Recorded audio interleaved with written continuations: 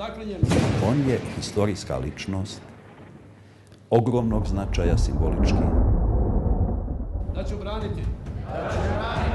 Sefer jednom oštrom retorikom odbijao da ga nazivaju muslimanskim komandantom. Sefer Halilović je u najtežem vremenu odbrane BiH i u najtežem periodu formiranja razvoja armije imao nezamjenjivu ulogu Republike Bosne i Hercegovine. Sefer Halilović, tada kao komandant, Šiber, ja i ostali. Izvršavati sve obaveze i dužnosti. Ako me pitate s kim sam imao više komunikacije, koje se više interesuo, to je bio Sefer Halilović. Pripadnika armije Republike Bosne i Hercegovine. Kad je Sefer Halilović regularnim odlukama postavljen za voditelja priprema odbrane Bosne i Hercegovine. Sefer Halilović je čovjek koji je pao s neba odozgo u vrijeme kada je najviše trebalo i uradio nešto što ne može nikako se zaobići. Da ću braniti. Mislim da je general odigrao svoju ulogu, sjajnu ulogu u obrani Bosne i Hercegovine. Smatram da su i međunarodni faktori vidjeli tu njegovu ulogu u oslobađanju Bosne i Hercegovine. Njenu slobodu i čast. Njenu slobodu i čast. I u toj borbi istrajati. Borimo se.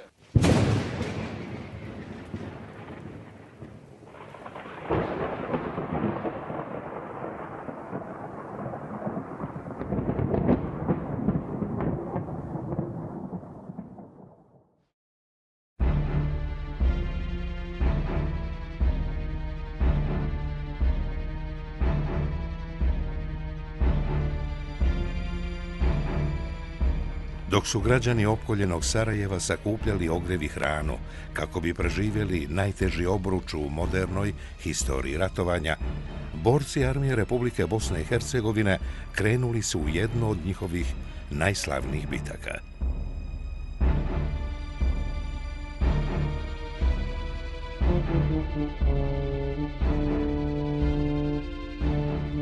Velika zima, duboki snijeg i nedostatak municije bili su faktori na koje je računao agresor, ali je borce armije Republike Bosne i Hercegovine patriotizam naoružao svim onim što u stvarnosti nisu imali.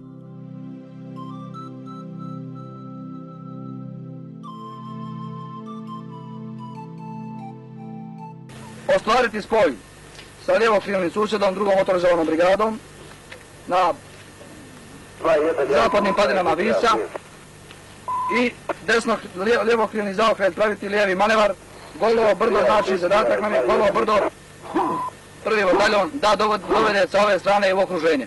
U prvim danima decembra 1992. godine bitka za Žuč je otpočela.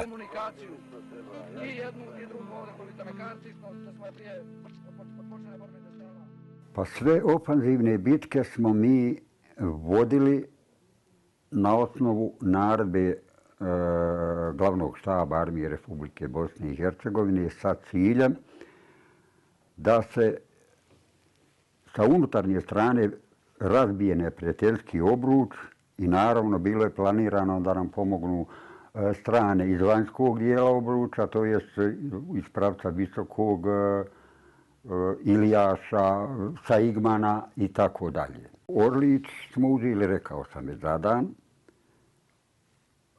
kvotu 850 i širi plato Žuči tamo do Golovog brda. To je trajalo od 5. decembra, od 5. do 15. decembra otprilike. Znači 10 strahovito teških dana. Imali smo i žrtava dosta, ali obzirom šta smo zauzeli, koliki je značaj postignuti položaja i tako dalje, mislimo da je ta bitka bila ne samo uspješna, nego vrh. Juče je bio veliki dan pobjede Armije Republike Bosne i Hercegovine.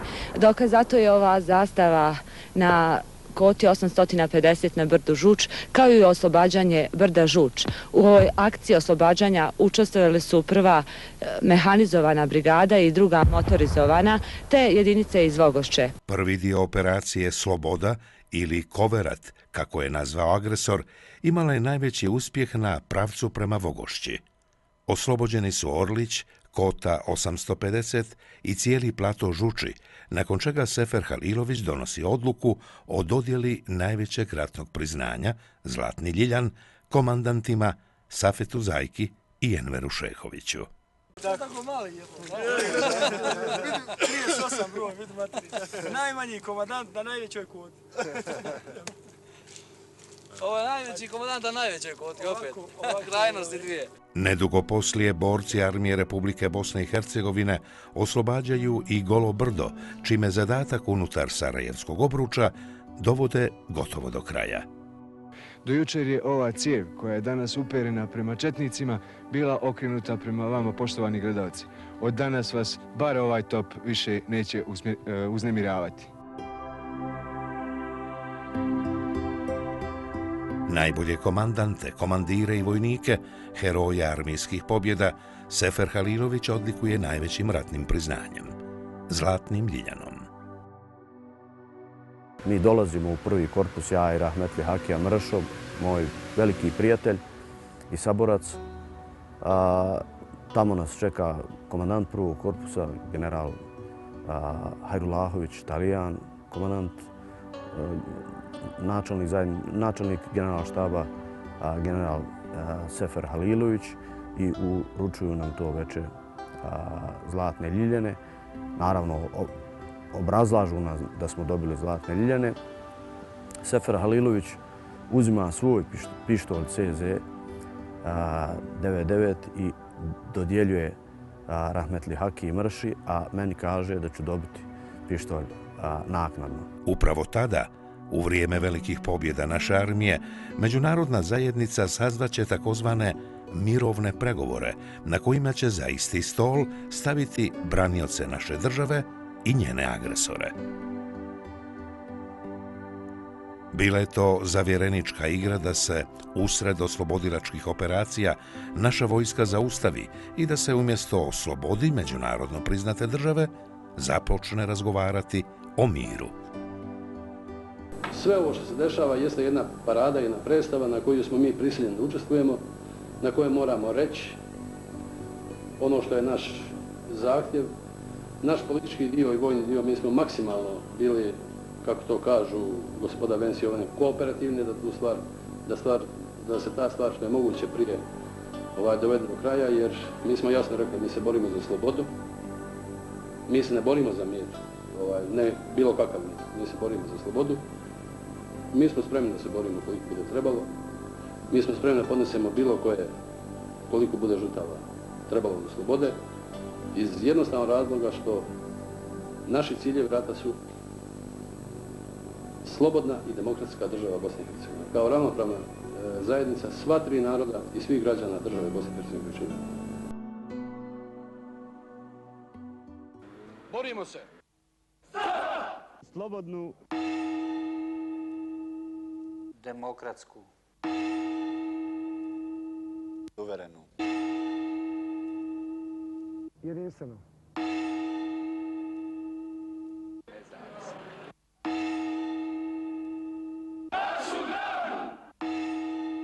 BiH.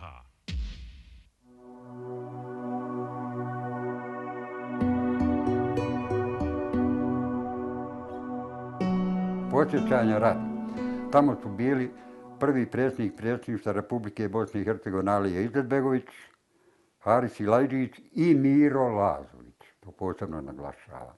A u vojnoj delegaciji su bili generali Sefer Halilović, Stjepan Šiber i ja. Dakle, opet ponavljam, jedina multietnička delegacija, što nam jasno govori da smo se mi od samog početka, od platforme ratnog predsjedništva, borili zaista za multietničku državu Bosnu i Hercegovinu, koji će svi narodi biti i narodnosti biti ravnopravni.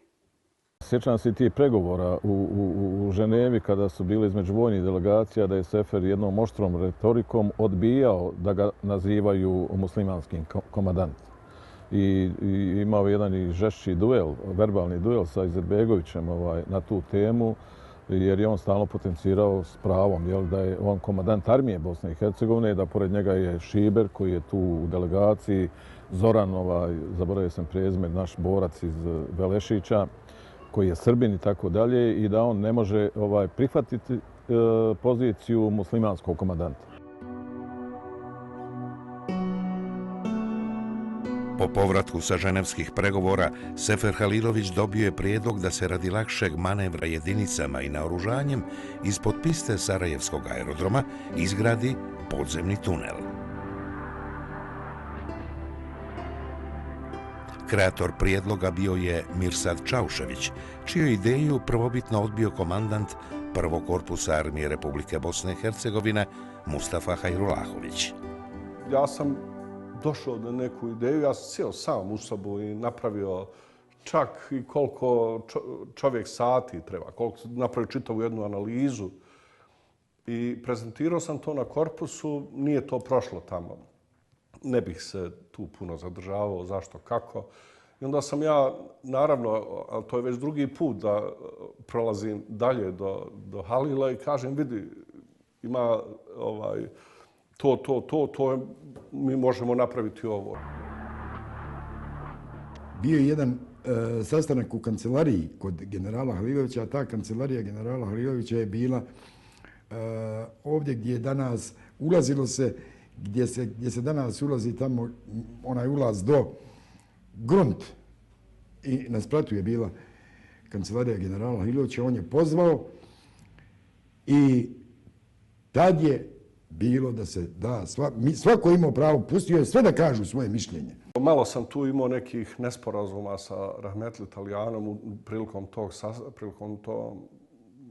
izlaganja, ali eto, ta ideja je otišla Seferu. I nakon toga je on presjekao, u biti je on donio odluku o pristupanju gradnji tunela ispod Sarajevske piste.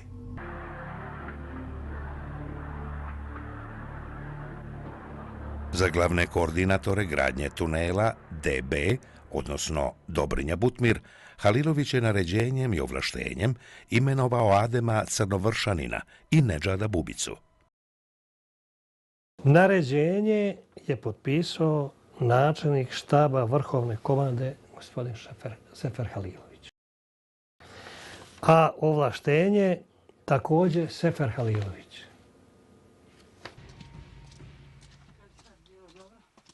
Ja sam dobio usmeno obavještenje od svog komandanta da je gospodin Sefer Halilović, to je načelnik štaba oružanih snaga Bosne i Hercegovine, dao nalog da se krene u izgradnju tog tunela. Svojim naređenjem Sefer Halilović je odredio 12. april 1993. godine kao dan početka prokopavanja strategijskog tunela Dobrinja Butmir.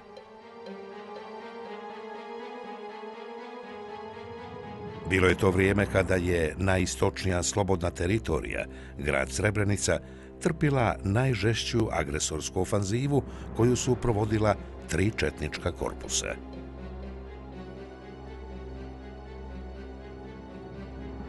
Krenuo je Užički, Valjevski korpus, Niški padobranci, da sam prvi put vidio pancire do zemlji. I Sarajevski korpus je krenuo. Donesena je odluka da se zabranjuje evakuacija civilnog stanovništva dok se ne izvrši evakuacija ranjenika. Pod 2. Da se ispoštuje primirje predloženo od strane četnika koje je trebalo da počne od 12 sati i da se izvrši demant, odnosno da demantujemo vijest koju je Radio Beograd jutros objavio o predaji Srebrenici.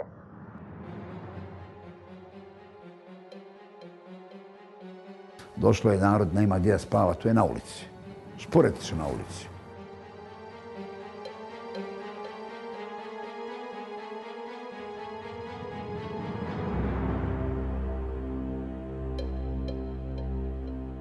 U tom vremenskom periodu, znači tada kada sam trpio jake neprijateljske napade, da nisam imao tih helikopterskih preleta, baš u toj ofanzivi 93. Srebrenica bi morala pasti 93. usled nedostatka municije. Znači jednostavno nismo imali. Da bi u tim trenucima Sefer Halilović je negdje oko 10 ili 12 preleta je bilo. Faktički to nam je produžilo vijek. General Sefer Halilović je zaista rekao da se neće miješati u način izvršenja, vrijeme izvršenja, da mi procijenimo kad je to najpovoljniji moment, da postignemo iznenađenje u preletu linija i ja sam na tome i dan danas zahvalan. Spas Srebrenice 1993. godine dogodio se u trouglu odlučnih naredbi Sefera Halilovića, hrabrosti srebreničkih boraca i pilota naše armije, koji su izvršavajući Halilovićevo naređenje rizikovali živote i spasili desetine hiljada ljudi.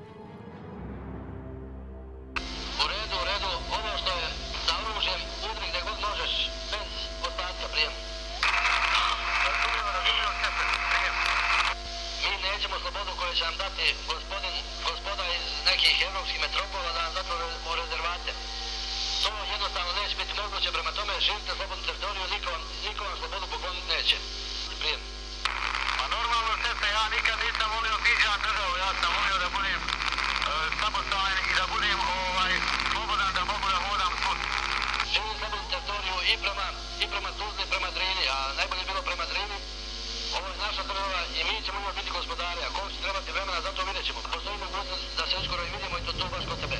Za toga te pozdravljam, a čućemo se još prije toga prije.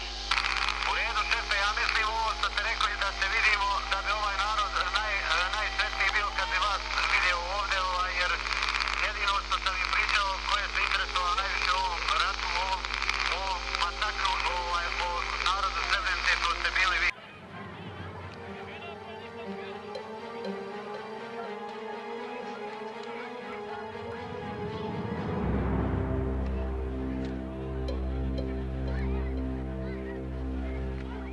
Ako me pitate s kim sam imao više komunikacije, koje se više interesuo, to je bio Sefer Halilović. I tada je ti danas, zahvaljujući tom odnosu, odlučnosti, u kraju da kažem neka bude samo Sefera, ali nas koji smo bili s njim, da se usvojila Savjet bezbednosti je donio odluku o rezoluciji o 5 zaštićenih zona, znači Srebrenice, Žepa, Bihać, Tuzla, Sarajevo, Mostar, a ta zaštićena zona podrazumeva da teško naoružanje srpske vojske ne sme da bude bliže od 20 km.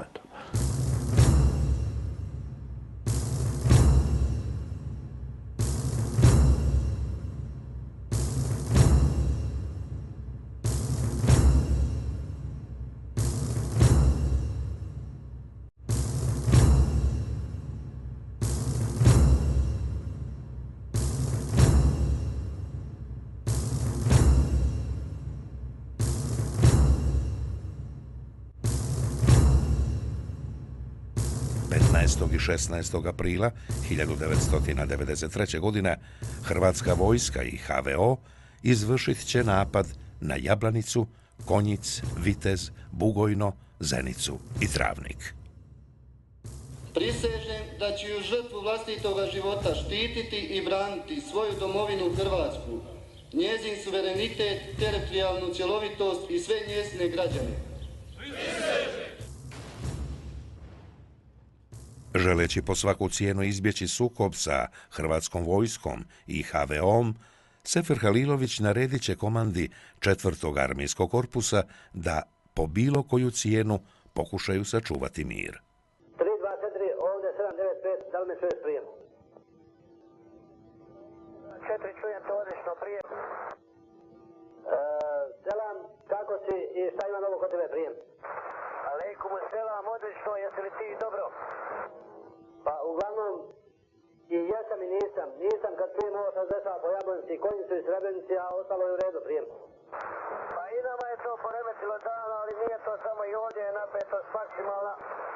I ovdje pokušavamo da svedemo to na razinu da ne bude problema.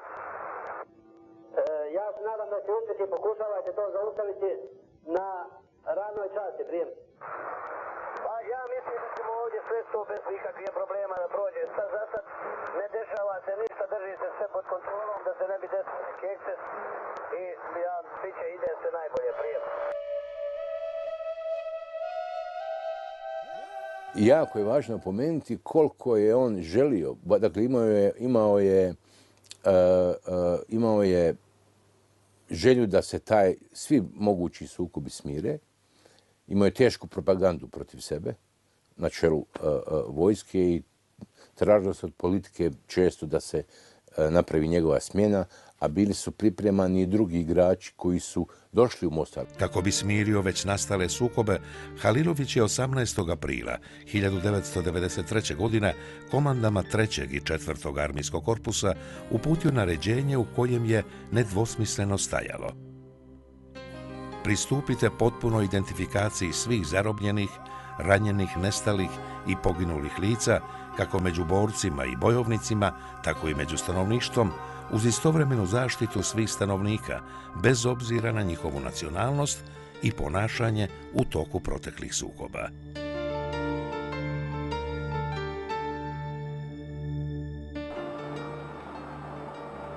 Već dan poslije, Sefer Halilović otputovao je u Međugorje kako bi u pregovorima sa čelnicima Republike Hrvatske i paradržave Herceg Bosna pokušao smiriti nastale sukobe.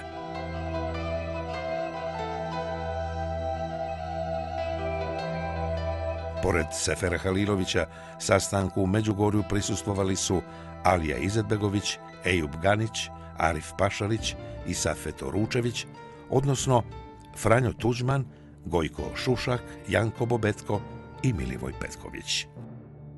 To su bili pregovori u Međugorju u kojem je on zajedno sa Morionom stigao gdje je bio Mate Buban i čitava njegova svita, a drugi pregovori su bili odmah nakon 9. na kojem je bila velika međunarodna konferencija u kojem se Sefer istakao sa oštrim govorima i na prvom i na drugom sastanku. Ja sam bio prisutan u sukobu i sa Tuđmanom i sa Šuškom i iznio sve stavove koji su bili za nas koji smo bili prisutni na čelu sa predsjednikom Izetbegovićem zadivljujući, veoma jasni i precizni. I Sefer je nosio tu karizmu čovjeka koji je branio multietnički sastav i armije Bosne i Hercegovine u svakom trenutku. I ne zaboravimo da u tim vremenima i međunarodni mediji su govorili o ratu u Bosni i Hercegovini, nazivali su nas armiju Bosne i Hercegovine vladine snage. Tad je postojala ta percepcija, da bi nakon njega, iskreno govoreći, vrlo brzo, zahvaljujući ne znam kojim okolnostima, postojale su 3 zaraćene strane. Ali koliko god da su trajali pregovori sa jedne, hrvatska vojska i ekstremni dio HVO-a nastavljali su napade na Hercegovinu i centralnu Bosnu sa druge strane.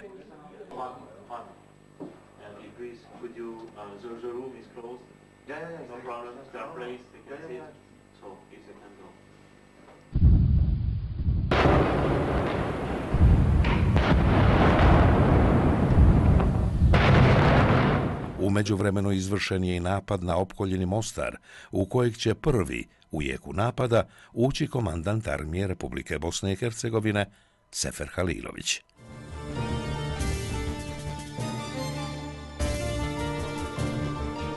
Bio je to prvi dolazak bilo kojeg državnog funkcionera u ovaj opkoljeni grad, za kojeg su već tada Mostarci vjerovali da je izdat od strane vlasti u Sarajevu. Prvo njegov dolazak je bio čudo. Mi smo već bili već smo bili poravnuli, nismo imali kontakata nikakvih, znači to je prvi put da je neko od predstavnika, evo prvenstveno armije, ali i države došao tu i tad je bio sastanak u SDK, u to vrijeme sam ja bio komandant bataljona, drugog bataljona, to je bataljon na Bulevaru, to je moj bataljon bio. Mislim, bataljon kojeg sam ja komandovao u to vrijeme. I i bilo nam je baš muteber da nismo sami to. I sjećam se da je govorio izdržite, on je tad u stvari pokazivao neku snagu i čvrstoću i imao je stavove koje smo i mi imali. Znači, nama je sve jasno bilo. Za razliku, Boga mi, od dosta i političara i ovih koji maltene su nas optuživali, da smo u to vrijeme krivi. I dobro sjećam da sam tad prvi put čuo za Mažinjonovu liniju. Jer čudo je bilo da smo i opstali upravo ovo bulevar i ovo, i govori meni, ja tad imao Brkove i Bradicu i govori Brko, to treba ako Mažinjonovu sad se ukupajte, morate izdržati tako. A već prije toga mi smo znali, nije se puno pričalo, ali je Hujka imao stalno kontakte sa generalom Halilovićem. Mada je nama bilo načelnik štaba, mi smo ga više doživljavali kao komandanta. Jer nekako načelnik štaba nešto, a komandant je, bar za nas ovdje bio, sve je bio komandant, načelnik štaba i ovi su manje. Eto, to nam je bilo malo i meni čudno, znaš. Jer nije bio niko vojno iznad njega. Strateškim naređenjima sa jedne i odličnom vojnom koordinacijom sa druge strane, Sefer Halilović i armija Republike Bosne i Hercegovine spriječili su pad države u agresorske ruke. Da su aprila 1993. godine agresori uspjeli osvojiti Srebrenicu, Goražde i Žepu, odnosno Mostar, Jablanicu i Konjic, opstanak Republike Bosne i Hercegovine više ne bi bio moguć.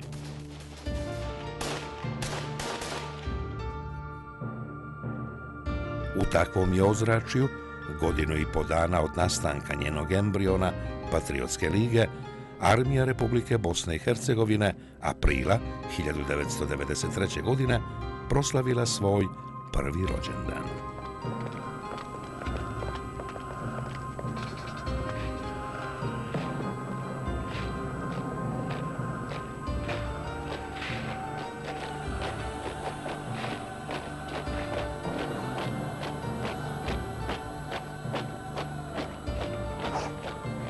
Danas, posle godinu dana rata, značajno je reći da smo osujetili plan agresora, cilj agresora da okupira Bosnu i Hercegovine i da postavi odnose, uslove koji će i politički dovesti do rešenja podele Bosne i Hercegovine na onaj deo koji su oni hteli, stvarajući, imajući želje da se stvori velika Srbija, odnosno sa druge strane i razmišljanje o tome da se na ovim prostorima može sformirati, stvoriti druga država koja bi bila nekako nezavisna, odnosno u vezi sa Hrvatskom. Oni su tada već nju nazivali Herceg-Bosna, Hrvatska zajednica Herceg-Bosna. Taj zadatak je armija Republike Bosne i Hercegovine veoma uspešno izvršila. Armija države Bosne i Hercegovine svakodnevno dobija male i velike bitke i upravo ovih dana je dobijena jedna velika bitka. Spašena je Srebrenica i četničke horde su odbijene od Srebrenice jer su bile već došle na 3 do 4 km od Srebrenice, sad se nalaze na 10 do 15 km. Stvorena je velika slobodna teritorija. Odbranjen je grad Sarajevo kao državni centar, kao simbol borbe i otpora u državi Bosne i Hercegovine. I kao što znate, prošljena je slobodna teritorija u samom gradu Sarajevu i odbranjen je grad Sarajevo. Velika vojnička pobjeda je dobijena u istočnoj Bosni na prostoru Goražda i Žepe. Velike vojničke bitke su dobijene u odbrani Gradacisa, Brčkog, Žepe, Maglaja, Doboja, Tešnja. I odbranjen je prostor Bosanske krajine koji je na tom prostoru. Pored ovog, velike vojničke bitke su dobijene i na prostoru Hercegovine, jer četnička čizma nije uspjela stupiti ni u Jablanicu, ni u Konjic, a Mostar i jedinice armije u Mostaru su uspjeli osloboditi Mostar. Bila je to vojska kojoj je svijet oduzeo pravo na oružje i koju sopstvena vlast nije naoružala.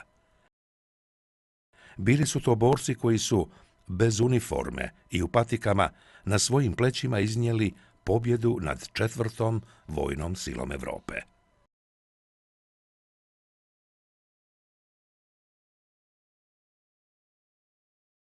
Shvatajući težinu rata protiv 2 agresora, Sefer Halilović je krajem aprila i početkom maja 1993. godine učinio sve u njegovoj moći da uspostavi mir sa Hrvatskom i HVO-om. Koji se brani. Agresor u svojoj zemlji imaju. Vama je to poznato. Prijašnje crte prije 3 dana gdje su bile, gdje su sad.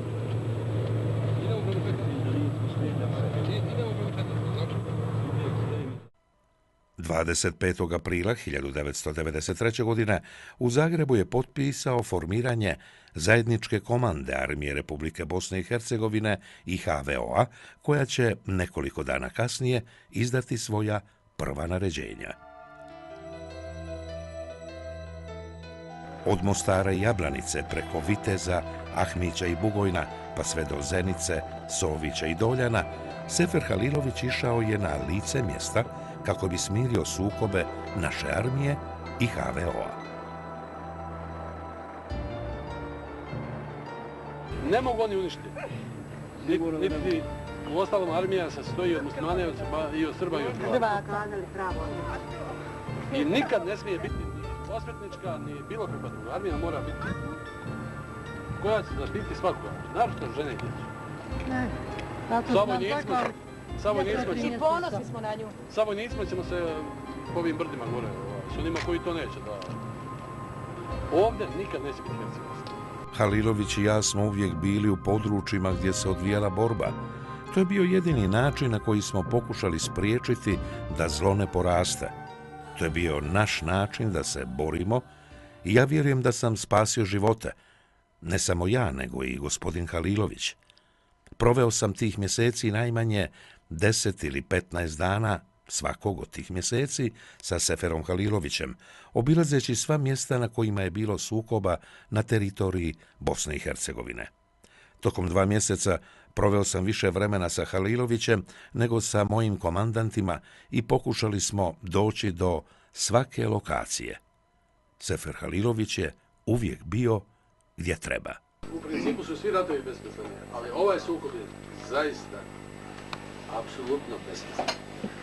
Nema on uporišta. Jel su ikad na ovim prostorima muslimani Hrvati ratovali? Nikada. I mislim da nikada nije niko ni bolje ne živio kao što su ovdje nama u terenu muslimani i Hrvati živjeli. I šta je po vama uzrok? Politika. Stvarnom vlasniku rata i mira, hrvatskom predsjedniku Franju Tuđmanu, nije se dopalo smirivanje sukoba između Armije Republike Bosne i Hercegovine i HVO-a.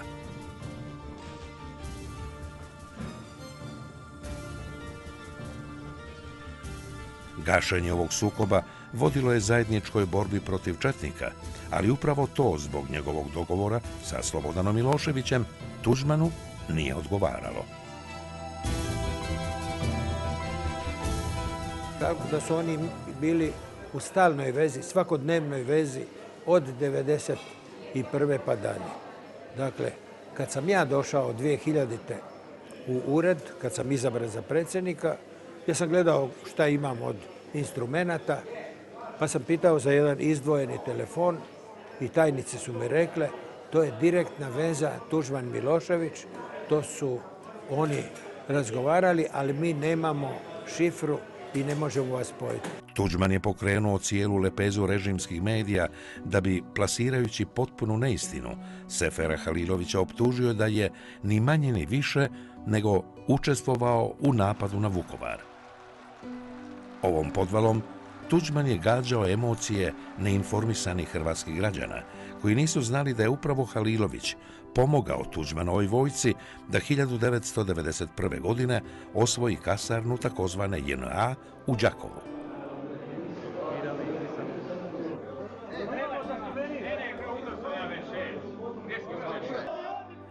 Činjenicu da su Haliloviću nudili ostanak u hrvatskoj vojsci, da im je pomogao u osvajanju agresorskih kasarni i da su ga uz vojnu pratnju ispratili do granice sa Bosnom i Hercegovinom, Tuđman je prešutio.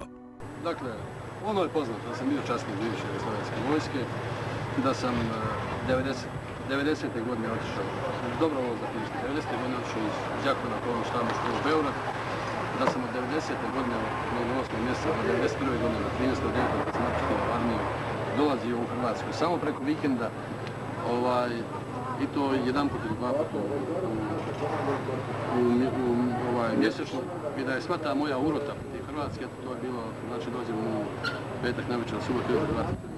Sva ta moja aktivnost je odvijala u Hrvatskoj u to vrijeme, to je smiješno taj stav. Bilo je to vrijeme kada je Tuđmanovoj vojsci trebao rat, a ne mir, jer Tuđmanov plan za preotimanjem 30% bosansko-hercegovačke teritorije u miru se nije mogao ostvariti. U Bosni i Hercegovini se sada vodi rat za područje granica Hrvatske države.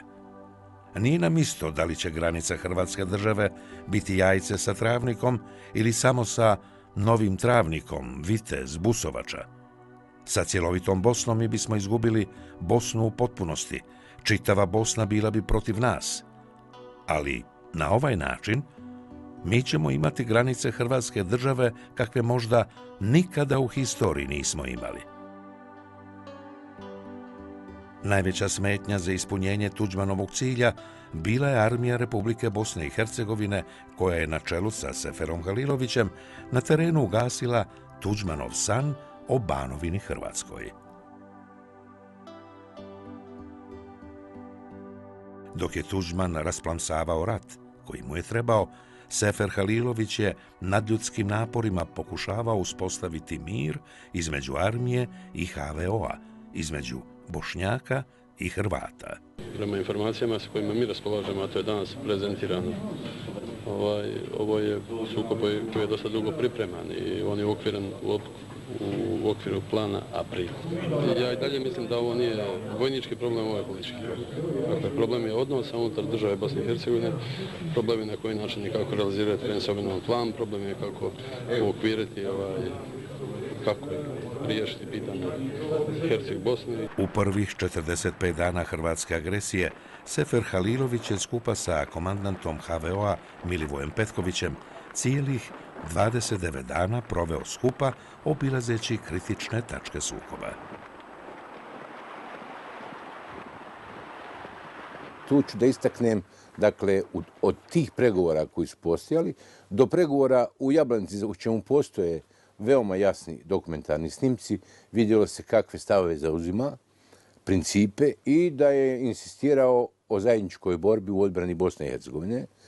Dakle, istorijski Sefer Halilović je čovjek koji je nama u Bosni, gdje smo svi bili razbijeni u neke enklave, bio simbol armije Bosne i Hercegovine, čovjek otpora koji je branio Sarajevo i cijelu Bosnu i Hercegovinu i zajedno sa predsjednikom Izetbegovićem stvarao državu Bosne i Hercegovine. Mi hoćemo konačno jasan odgovor. Jesmo li saveznici ili smo protivnici? Ako smo saveznici, onda to moramo znati i tako se moramo ponašati. A ako smo protivnici, onda isto tako to moramo znati pa ćemo se tako ponašati. Ali nećemo nikako, dok mi vodimo razgovore i pravimo zajedničku komandu centralno u Bosni i Mostaru, razoružavati jedinice, hapsiti ljude, istjerivati stanova i raditi ono sve što se radi. Ja ovdje pružam ruku prijateljstva, saradnje i zajedničke borbe protiv četnika. Mi godinu dana trpimo poniženje, hapšenja na barikadama, maltretiranja, odvođenja i sve ono drugo što nam se radi za vrijeme dok nam četnici siluju žene, pale sela, ruše gradove i ubijaju nas i kolju nas. Ja vam nudim 5 ruku prijateljstva, ne jednu, ali nećete moći ovako, budite sigurni. Kada je Tuđmanu postalo jasno da na terenu ne može pobijediti armiju Republike Bosne i Hercegovine i njenog komandanta Sefera Halilovića, odlučio je sa vojnog preći na politički teren. Uradio je ono što niko nije očekivao da je moguće i o čemu će, sasvim sigurno, historija dati svoj konačan sud. Podigao je slušalicu i pozvao Sarajevo.